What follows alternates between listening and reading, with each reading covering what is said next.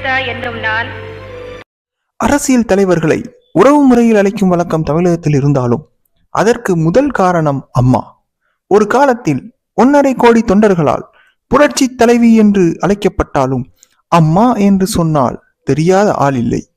அம்மா என்று அழைத்தது போல தாய் உள்ளத்தோடு ஆட்சி செய்தவர். மக்களால் நான், மக்களுக்காகவே நான் என்று சொன்னார்.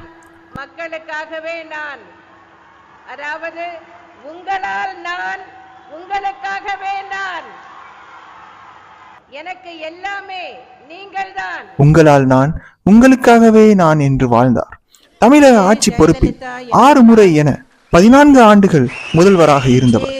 இவர் வகுத்த திட்டங்கள் அனைத்தும் தாய் உள்ளத்துடன் இருக்கும். ஆம், பெண் சிசு கொலையை ஒழிக்கவும், பெண் குழந்தைகள் மரணத்தின் பிடியிலிருந்து காப்பாற்றவும் தொட்டில் குழந்தை திட்டம். ஒரு இளம் பெண்ணின் திருமண வாழ்வின் மிக முக்கியமான நிபந்தனை தங்கம். ஏழை பெண்களின் வாழ்வை அழகாக்கிய தாலிக்கு தங்கம்.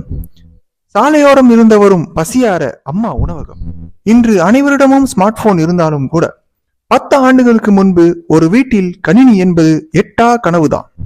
உயர்நிலை கல்வி பயிலும் மாணவர்களுக்கு விலையில்லா மடிக்கணினி. மாணவர்களின் பள்ளி சேர்க்கையை அதிகரிக்க புத்தகப்பை, காலணி, ஸ்டேஷனரிகள் என சொல்லிக்கொண்டே போகலாம்.